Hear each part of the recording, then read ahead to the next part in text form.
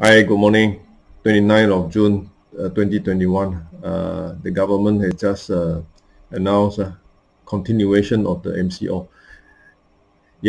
I have done two videos regarding comparing Singapore and Malaysia, and then after that, whether a negotiator in Malaysia should go under examination. All this actually came about because of the video I did on Singapore compared to Malaysia, whereby real estate agency practice in Singapore. So the real estate salesperson, in fact, need to go through examination.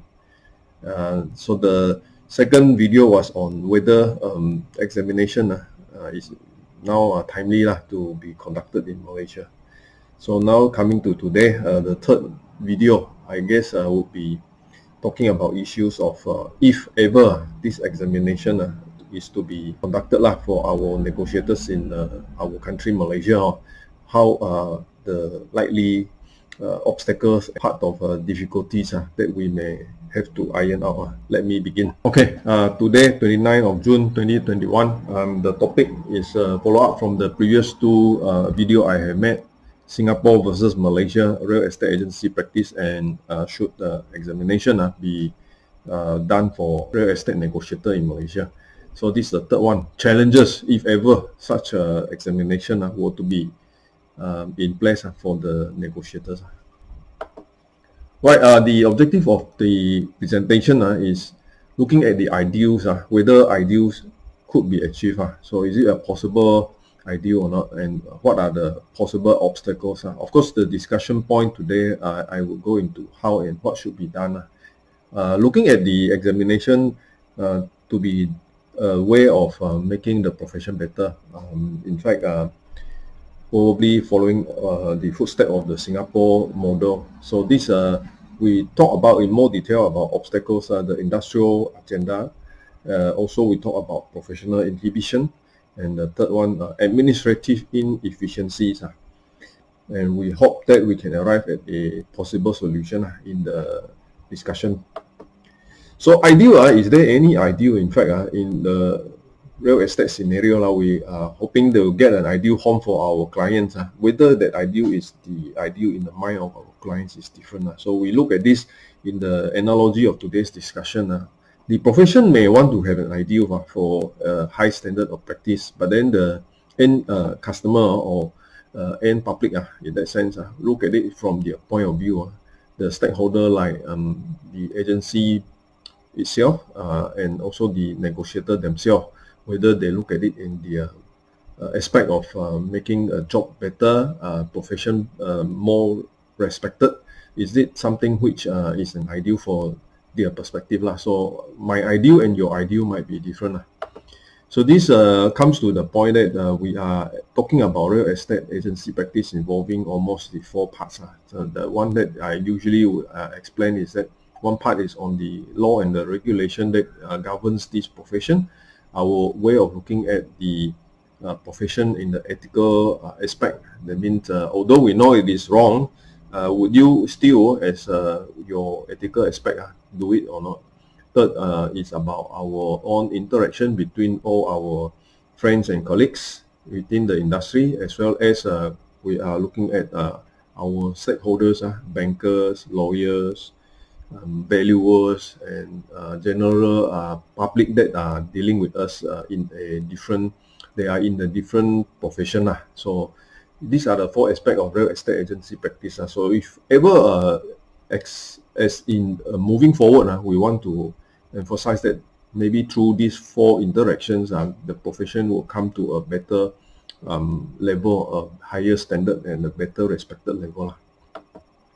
Well, ideal is not reality, and indeed the biggest challenge, I guess, is about money. We can have a very good doctor, but then if the doctor doesn't make money for himself, he probably cannot continue giving free service. So the industry itself has this synergy as well as feedback mechanism. So if a system doesn't provide food on the table, that system, although can be ideal, is not likely a reality. So this is the scenario that I guess as in the case of real estate agency practice, whether a salesperson or a negotiator make his money and serve meals on the table is more a reality than having knowledge and ability to select listings for his clients. So at the end, whether he make his money or whether he achieve a name and the fame in the industry, it is not rather making the profession look good or having a high standard. So this is the sad thing about how reality and ideals in the aspect of how you want to survive in this very competitive world. So we are looking at it at 3 levels. So challenges to the industry, which are the negotiators, professionals, that means those who are likely already been practiced in the market for long years, and they are registered agents, and also high professional, probably from the aspect of ethics, and then the administrative part, which is likely how to do it if you have really a plan to do examination. Mainly this is the regulator by the board. So if you look at the challenges among the negotiators, the main part is that, well, I have said just now, it is not whether it's of high standard, it's whether they can make money or not. So this issue is like, well, you can have very qualified person, but then the qualified person may not be able to close sales. The best method to close sales may not be related to knowledge. So that is the issue in the market.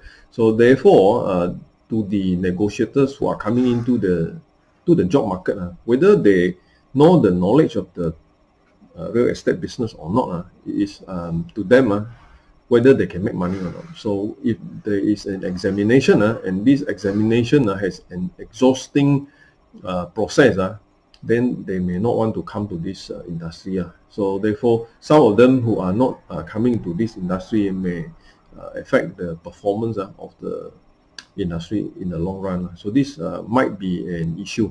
And the other issue is that the existing negotiators who has been around for years and top sales, we call them top sales, they may not be in favor for the examination, because they are those who may not want to even go through this examination themselves. So there may be such an issue in such a way that they feel being oppressed by the introduction of the requirement. The professionals who are the usual group, the agency bosses, may want to do good for the profession, and then elevating the professionalism for the profession is good, but then the issue is that their top dollars, the top sales may suffer. So imagine you are running an agency of 300 or 400 negotiators, and then overnight, because of this educational requirement or examination requirement, your top sales, half of them may not be able to continue, and therefore this issue may make the agency boss divided in their views of whether to accept this examination or not. So therefore, whether the money part is actually professionalism or not, this is a blur area. So some may say better no changes, status quo, or some may say, well, I just want to keep my top sales. Those who are not able to make top sales, this is a good avenue to get rid of them, so that I have less competition.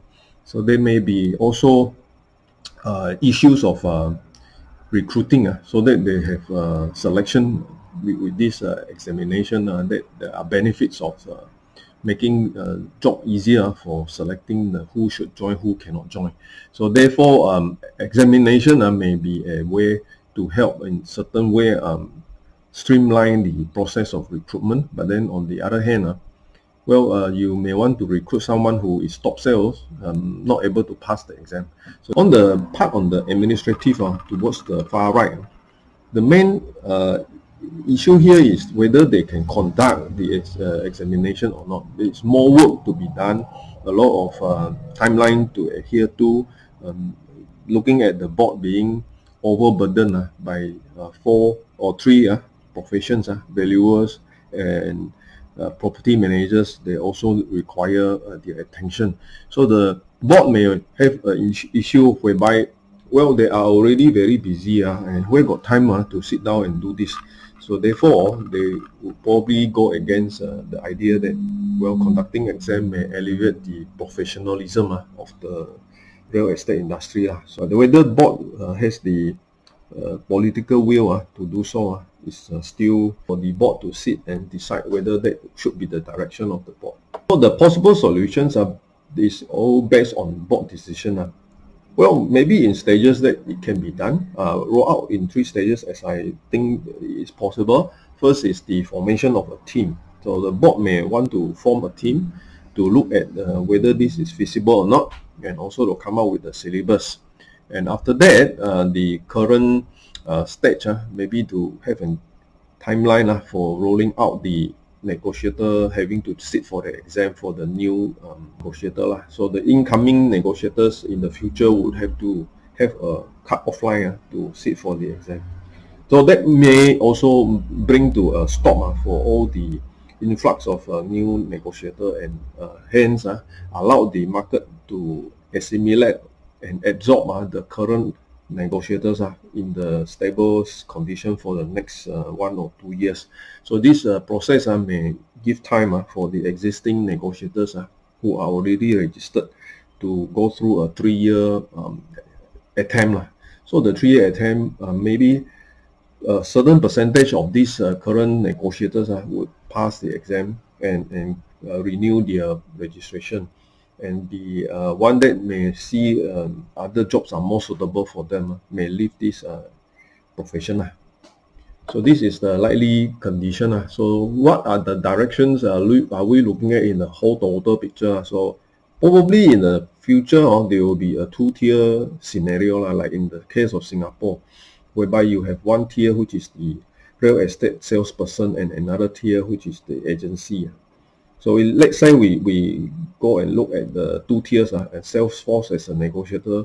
In fact, sales administration, they would have upper hand because they are running the show most of the time, and also specialization. If there are some of the negotiators who specialize in only commercial or land, then this is a good direction that these negotiators can open up their position so that they can be in the long term, in fact, select their specialization, and therefore more guarantee in terms of whether this profession would have a role for them in the future. Anyway, they are already in the section 22C subsection 2D, so in law they are likely not going to change for this position of negotiator in the profession. Well, the third part is whether should there be a change in the law that negotiators are also regulated and be open to the court of law for judgment for penalty. So this part, the legal liability part, currently there is no such legal liability in the Act. So maybe in the future it can be inserted to have a recognition for a negotiator. Maybe the Singapore model would be a way to look at having half of the penalty instead of nothing, no penalty for negotiator, and all the liability are in the shoulder of the registered estate agent. So the second tier is of course the agency administration by the licensed agents. So these are the registered estate agents, legal framework and liability which are already in place, so they can continue and more involved into strategies and all the marketing aspect of the agency rather than running the day in day out sales administration. So they are also looking at the risk and control for issues of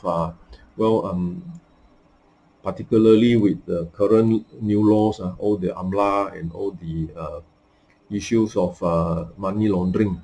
So all these new laws are coming in, so for the agency head to particularly buckle up and tidy up all these issue on risk and control and also their succession plan, because companies are becoming bigger and bigger, so therefore all these succession plan would have to go through thing in old days we call it maybe give it to the son, or there is a retirement age for the directors of the company, because some of these directors who are senior in age are not running the give it to their negotiator, which are currently giving issues of non-compliance. So I guess that's about all of what I have prepared for the 3 series on whether REN should have exam, or what are the difference between Singapore and Malaysia, as well as what are the obstacles and issues faced if there is a examination for negotiators.